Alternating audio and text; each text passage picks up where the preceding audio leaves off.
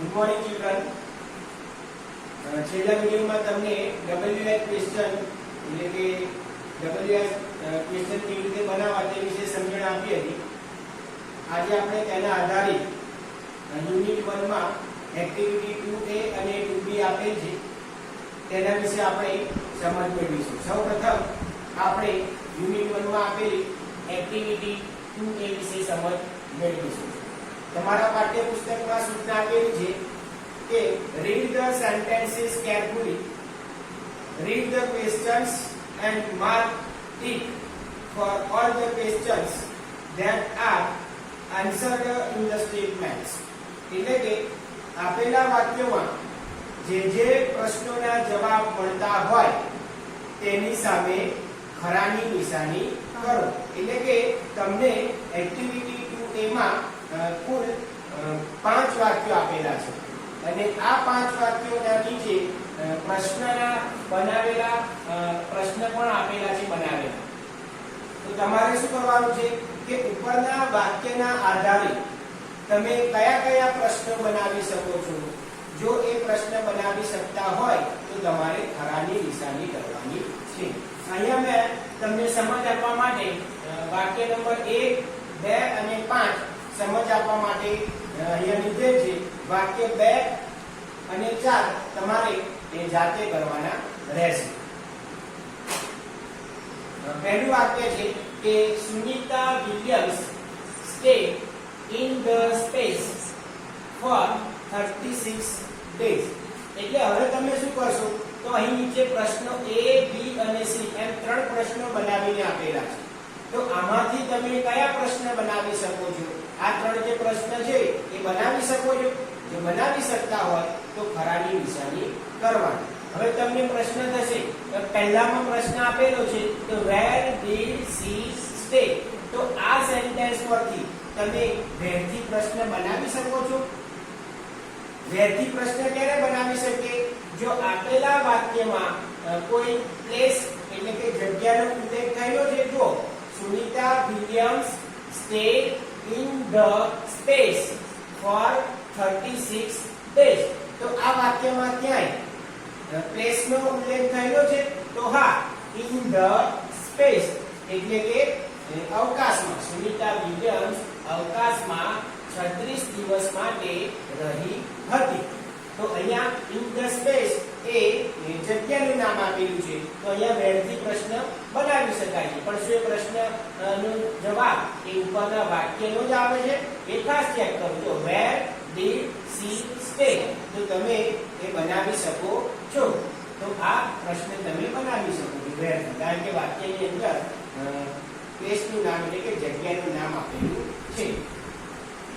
હવે બીજો પ્રશ્ન છે કે who stayed in the space?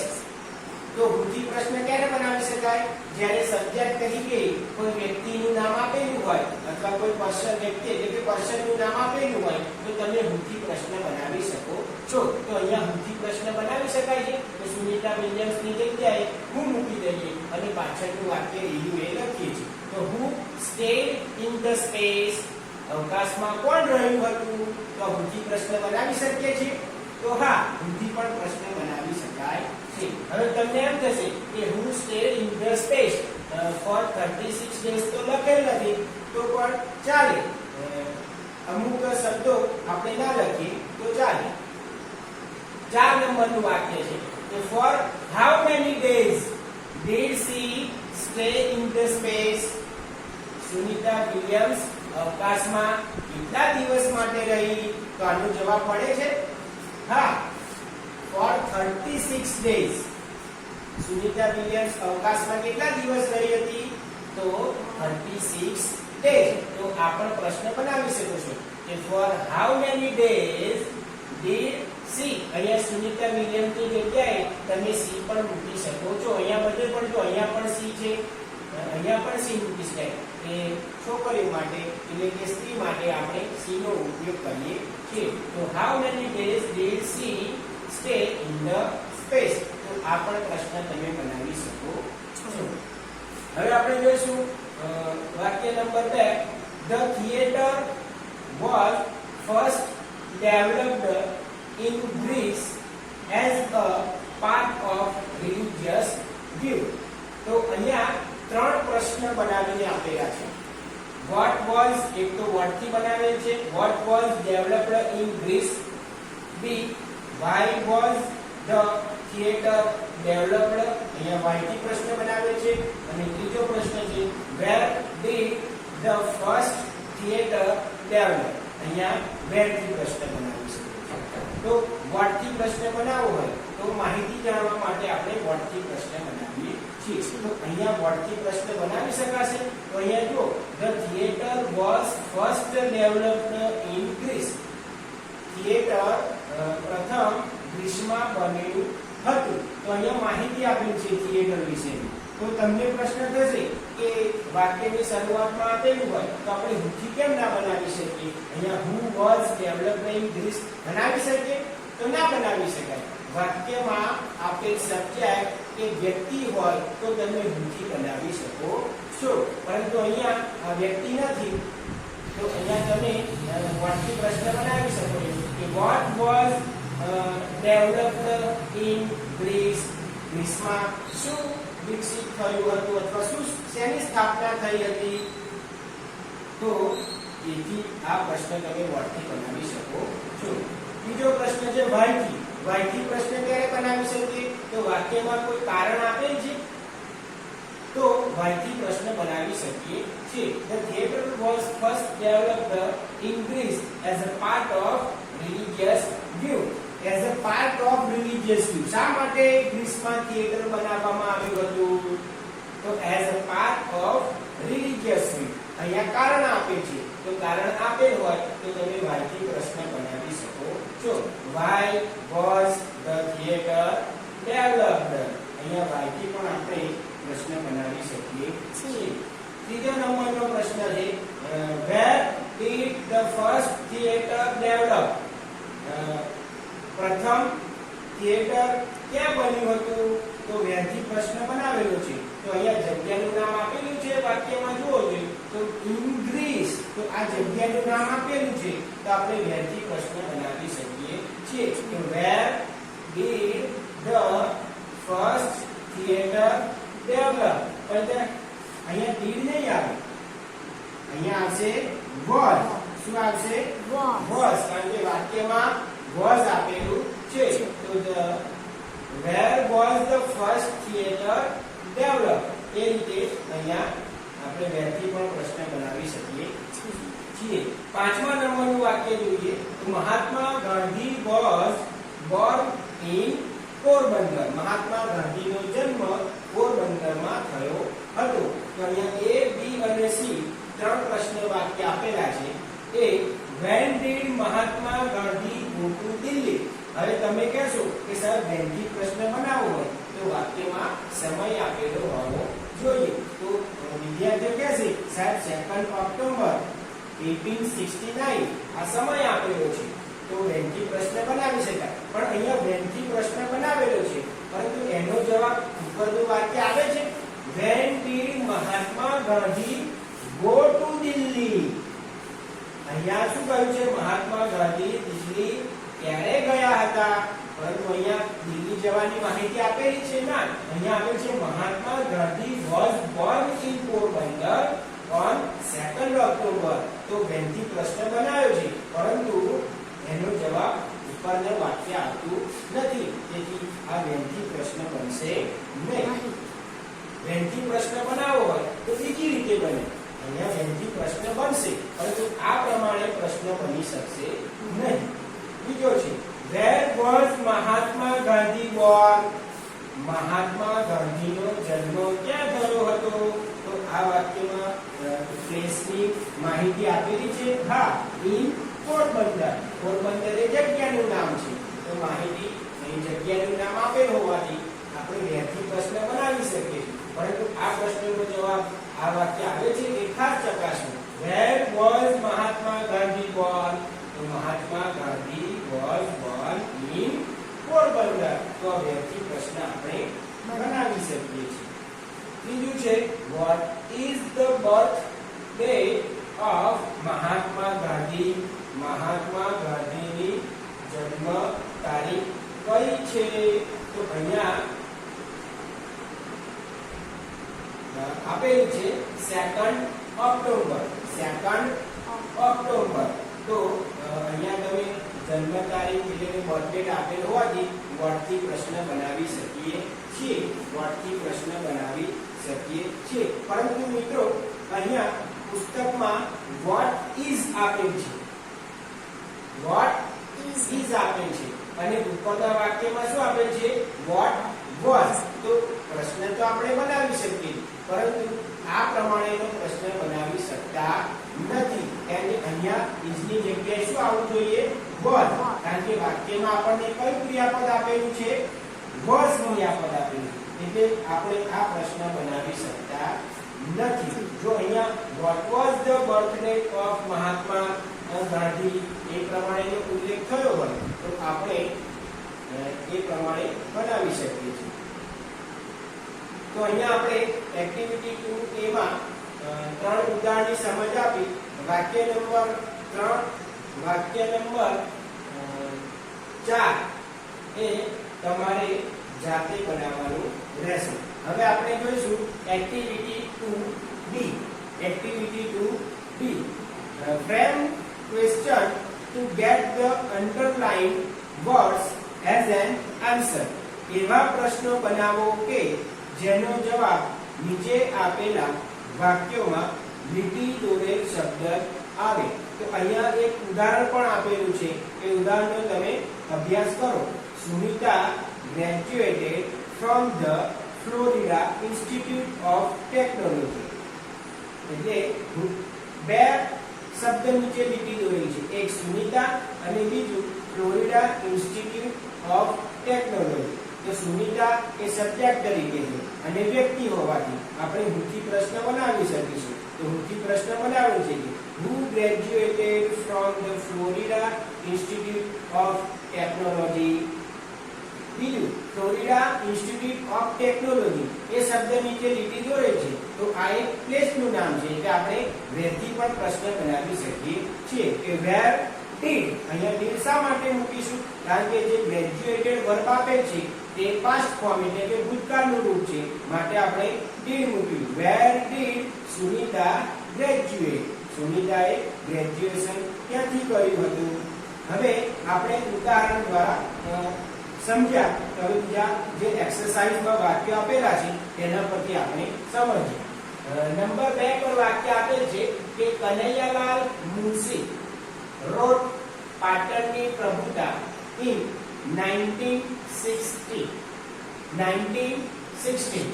Kanaiyalal Munshi wrote પાટણની પ્રભુતા in 1960. અહીંયા કનૈયાલાલ મુનશી નીચે લીટી દોરેલ છે, પાટણની પ્રભુતા નીચે લીટી કરેલ છે અને in 1916 નીચે લીટી કરેલ છે. એટલે કે આ વાક્ય પરથી તમારે 3 પ્રશ્ન બનાવવાના રહેશે. પરંતુ કયા પ્રશ્ન બનાવશો એ માટે તમારે સમજવું કે વાક્યની શરૂઆતમાં જો કોઈ વ્યક્તિનો ઉલ્લેખ થયો હોય તો તમે હુથી પ્રશ્ન બનાવી શકો છો. તો પહેલો પ્રશ્ન શું બનશે કે who. બાકીનું વાક્ય એનું એ જ લખવાનું રહેશે. who wrote પાટણની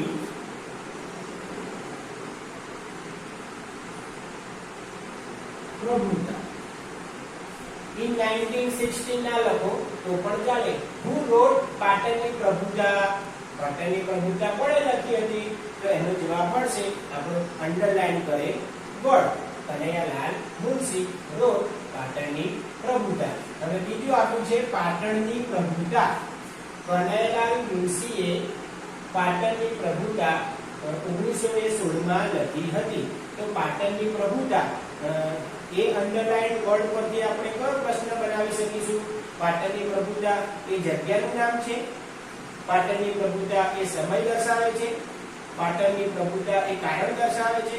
ના, એ માહિતી આપે છે કે કનૈયાલાલ મુનશીએ 1916 માં પાટણની પ્રભુતા લખી હતી. તો અહીંયા માહિતીના આધારે આપણે વોટથી પ્રશ્ન બનાવી શકીએ છીએ.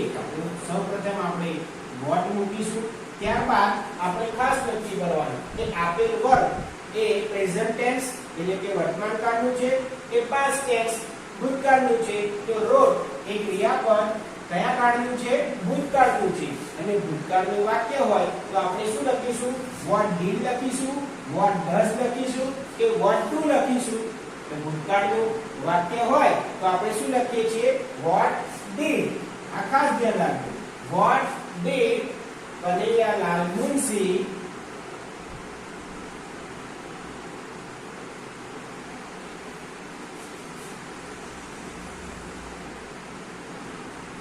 હવે ખાસ ધ્યાન રાખજો. અહીંયા આપણે did બહાર કાઢ્યું તો અહીંયા wrote લખાશે નહીં, પરંતુ wrote નું મૂળ સ્વરૂપ એટલે કે વર્તમાન કાળ રૂપ આપણે લખીશું. એનું શું આવશે મૂળ સ્વરૂપ? right. what did Kanhayalal Munshi write in 1916? 1916 માં કનૈયાલાલ મુનશીએ શું લખ્યું હતું? તો ઉપરના જવાબ પાટણની પ્રભુતા આપણને મળશે. ત્રીજો પ્રશ્ન આપણે in 1916. in 1916 એટલે સમય દર્શાવેલ છે. અને જો વાક્યની અંદર ટાઈમ આપેલ હોય, સમય આપેલ હોય તો આપણે વહેંથી પ્રશ્ન બનાવી શકીએ છીએ. હા, વહેંથી પ્રશ્ન બનાવી શકીએ છીએ. તો વહેંથી પ્રશ્ન બનાવીએ ત્યારે અંડરલાઈન સમય દર્શાવે શબ્દ આપણે લખતા નથી. તો વહેંથી પ્રશ્ન બનાવીએ તો when, ત્યારબાદ શું મૂકશો? do, does કે did. તો અહીંયા ભૂતકાળનું રૂપ આપેલ છે તો આપણે શું લખીશું? did. when did Kanaiyalal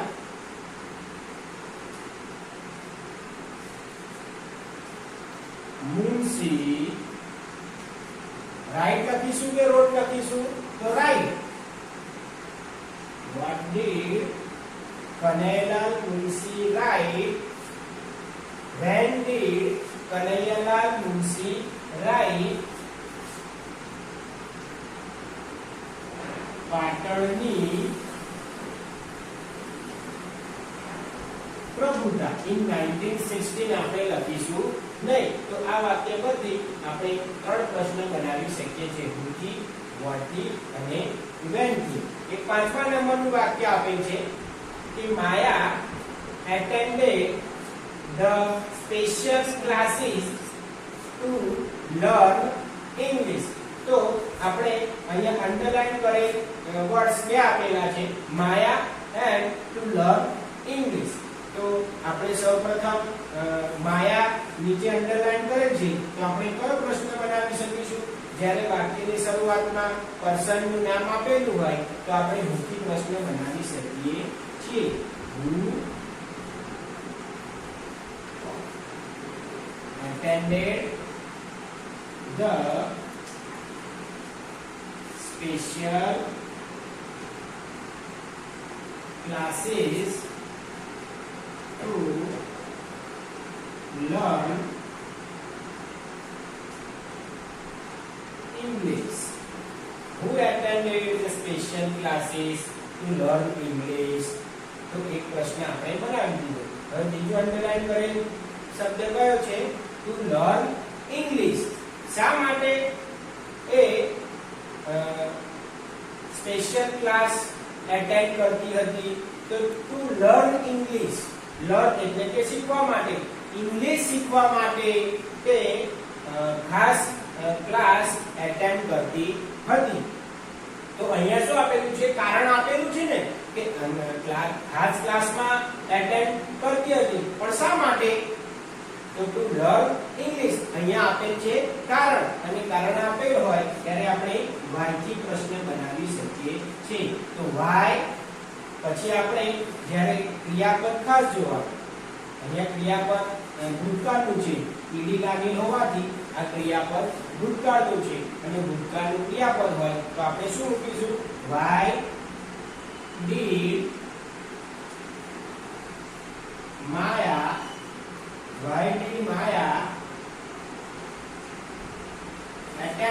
attended આપણે મૂકીશું નહીં. શું મૂકીશું?